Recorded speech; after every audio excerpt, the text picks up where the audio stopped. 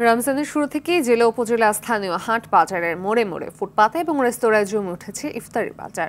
প্রতিদিনই নিজ নিজ এলাকার ঐতিহ্যবাহী খাবার নিয়ে বসে যান বিক্রেতারা। বিকেল থেকেই এসব ইফতারের দোকানগুলোতে ক্রেতাদের উপচে পড়া ভিড় দেখা যায়। বিক্রেতাদের হাক ডাক আর ক্রেতাদের ক্রয় উৎসবে জমজমাট হয়ে উঠেছে ইফতার বাজার।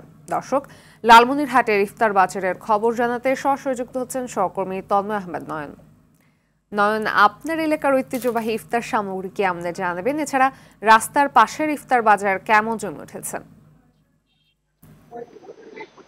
ফাতেমা, আমাদের একদমই সীমান্তবর্তী একটা জেলা। এখানে আসলে তেমন কোনো উন্নত মানের ইফতার সামগ্রী না থাকলেও কিন্তু আমাদের এই বিভিন্ন দেশীয় চপ, আলুর চপ, বেগুন চপ সহ এই বুট বুন্দি এইসবই আসলে সাধারণ মানুষ বেশি পছন্দ করেন। এছাড়াও যে চিকেন মশলা আছে, চিকেন চপ আছে, এসব জিনিসপত্র সাধারণ মানুষজন কিনে নিয়ে যান।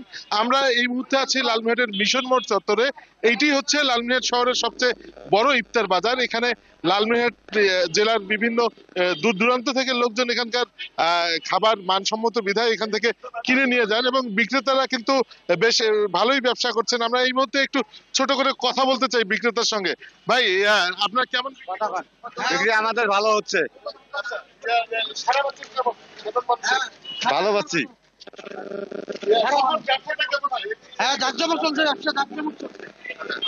আপনারা দেখছেন যে আসলে বিক্রেতারা কিন্তু খুবই ব্যস্ত সময় পার করছেন এবং এখানে কিন্তু সাধারণ ক্রেতাদের কিন্তু অনেক ভিড় দেখা যাচ্ছে। এখানে আর কিছুক্ষণের মধ্যে এই জায়গাটিতে দাঁড়ানোর জায়গা থাকবে না, সাধারণ মানুষজন এখানে এতটাই ভিড় জমান। তো লালমিনহাটে ইফতার বাজারে মোটামুটি সাধারণ মানুষের সাড়া পাচ্ছেন ইয়েরা আর বিক্রেতারা এবং ক্রেতাদের সাধ্যের মধ্যেই আসলে এই জিনিসপত্রের দামগুলো আছে। তো লালমিনহাটে ইফতার বাজারের এই ছিল সর্বশেষ খবর। ধন্যবাদ। দর্শক, ইফতার বাজারের খবর জানাতে পাথরঘাটা থেকে সরাসরি যুক্ত হচ্ছেন সহকর্মী তাহিদুল ইসলাম শুভ।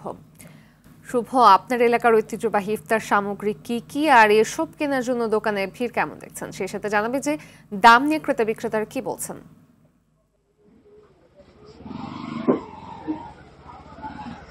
আমি এখন রয়েছি পাথরঘাটা লিগের পট্টি অপর সাইডে। এখানে যে ইফতার বাজার যে আমি যদি দেখাতে চাই, এখানে সারিবদ্ধ হয়ে কিন্তু এখানকার যারা ব্যবসায়ী রয়েছে তারা কিন্তু বেচছেন এবং ক্রেতাও কিন্তু মোটামুটি এখানে আসছেন এবং তাদের সঙ্গে আমরা কথা বলেছিলাম যে এখানকার যারা ক্রেতা রয়েছে তারা কিন্তু বলেছেন যে দামটা একটু কম রয়েছে গত বছরের থেকে তুলনায়। এতে কিন্তু যে যারা সাধারণ ও নিম্ন আয়ের মানুষ রয়েছে তারা কিন্তু একটু স্বস্তি পাচ্ছে এবং তারা কিন্তু এসে ভিড় জমাচ্ছে। এখন কিছুক্ষণ পরেই কিন্তু এই যে ইফতার যে ফুটপাতে বা রাস্তার পাশে যে যতগুলো রয়েছে প্রতিটি জায়গায় কিন্তু যে পরিপূর্ণভাবে একদম ভরে যাবে, কারণ এখান থেকে যে পরিবারের জন্য কিন্তু নিয়ে যাবে। এবং আমি দেখাতে যাই, এখানে রয়েছে যে বেগুনি, তারপরে আলুর চপ, ডিমের চপ সহ পেঁয়াজু এবং ছোলা, একাধিক ধরনের কিন্তু আইটেম রয়েছে। এর ভিতরে কিন্তু অন্যতম আমরা একটু কথা বলবো এখানকার যে ব্যবসায়ী রয়েছে কিরকম আগে আগে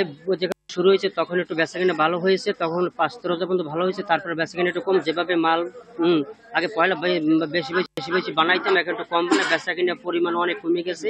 এই হলো বেচাকেনা।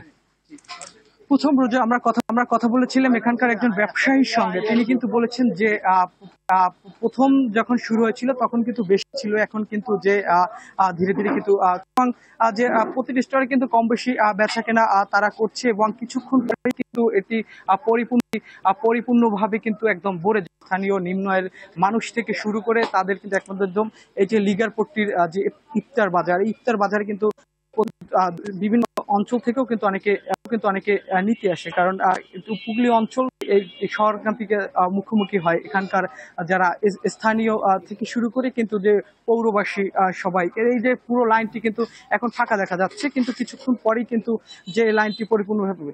এই ছিল আমার কাছে বরগুনা পাথরঘাটা থেকে ইফতার বাজার সর্বশেষ।